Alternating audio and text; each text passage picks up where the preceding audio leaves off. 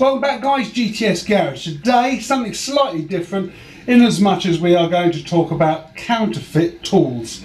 Now as you know, in the last video I was basically looking for my 12mm ratchet spanner and I was unable to find it, so I went down, basically went to Halfords, and the only thing they had was the 12mm normal spanner, not the ratchet head. So basically I got back up here, looked under the bike, just kind of fitted everything up, and it became obvious that I needed that flexible headed spanner to be able to do the job. So I had to basically kind of draw a line under it and do something else, which what I did is I did the control panel for the project bike. But I then ordered online a flexible headed ratchet Halfords advanced spanner.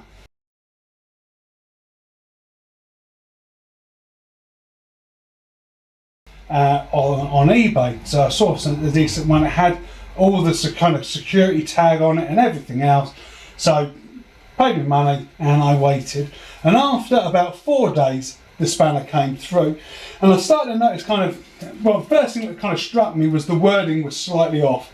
You had the Halfords and the Advanced were slightly off, they're a little bit higher than one another, and that looked strange to me. Second one is it was not mil, it didn't have the M on it, and I was quite confident that I'd seen other spanners and they had the number, and then it was MM for millimetre, they didn't have the M. So between the wording and the fact they have M, and then you look at the cut of the thing, which we'll go through, when you look at the cut of the actual metal, it is very, very poor quality. So basically, as a kind of a check, I went down to Halfords and I said, right, this is what I basically brought. They brought out a proper spanner, they brought out a proper ratcheted flexi head Halfords advanced spanner. You compare them and there's no comparison. The Halfords Advanced is very well made and cut, and the one that I got from Fleabag, which says it's Halfords Advanced, is basically rubbish. Okay, so as you can see, the top one is the original, which is Halfords made, and that is it doesn't help me when I tip it.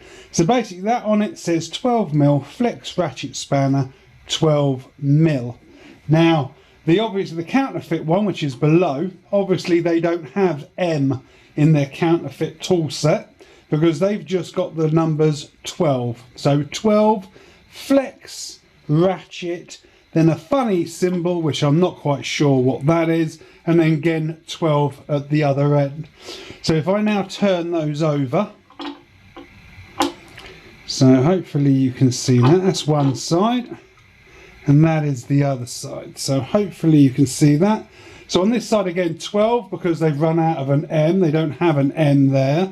They have Halfords Advanced, but Halfords is lower than the Advanced, so that's off. And they've got another 12 there, and then a symbol to signify which way round the ratchet mechanism works. Again, no M, because they obviously don't have M in their counterfeiting tool set. So the proper one, 12mm, then it's Halfords Advanced in large block capitals, and then 12mm again. So there is a difference between the two, so the wording is different obviously. So if we go to the end part, so this is very, very stiff. I mean, that is very, very stiff to move, and that's basically because they've just tightened that bolt up and crushed it, so it's got very little movement whatsoever, and it is quite stiff. The ratchet mechanism is it's got quite a bit of movement before it actually does anything. Absolutely useless. And then the final one, here you can see there, you can see the ridges on the inside and how poorly made that is. Again and again on the other side you can see the ridge there, and basically the corner. It's just a very, very poorly made There you go, gives you the best bit there. It's just, they've basically chromed, they've cut it, they've just cut it badly and then they've chromed straight over the top. Whereas the proper, again, is smooth. They've cut it down, it's precise. I doubt very much you could, I doubt very much, and I don't actually have any way of testing that now, but I doubt very much that that would fit a 12mm nut. Or one side maybe and one side not, because it definitely is chamfered away, which is just a diabolical tool really. So I have now, so today I went out and bought a proper Halfords advanced ratchet flexible spanner for the job that I'll be doing on Saturday on the Pan-European, and the other one I've asked for a refund and I will basically not give back because he'll just sell it to somebody else. So that's that.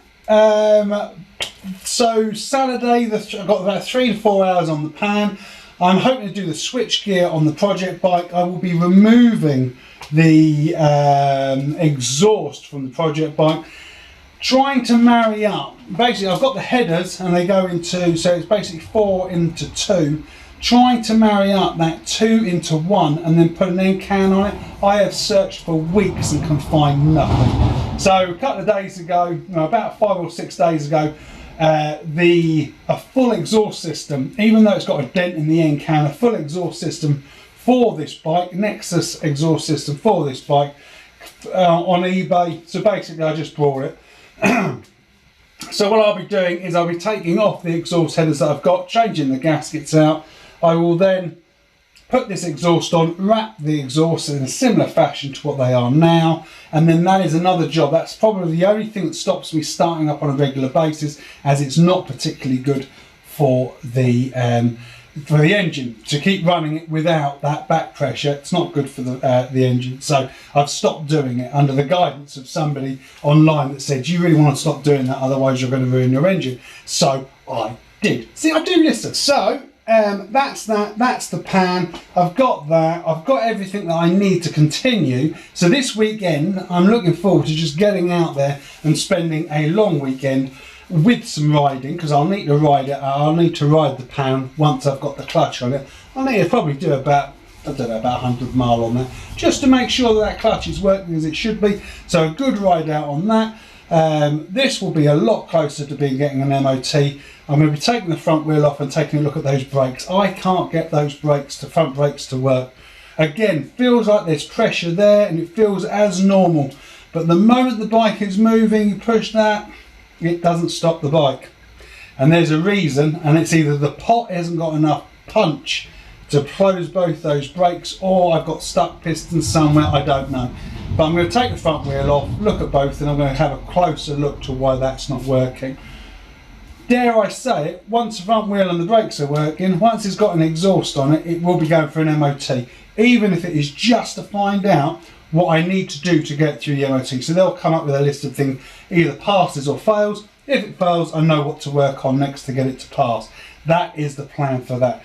Enough waffleage. I have gone on for far too long, considering it's Thursday, and I am going to go in the house now for a couple of tequilas with the missus, and then work tomorrow, unfortunately. Take it easy, you ride safe, and I shall be back on Sunday with another video. Definitely one with the Pan, and probably more on the cover as well. Take it easy. Bye bye.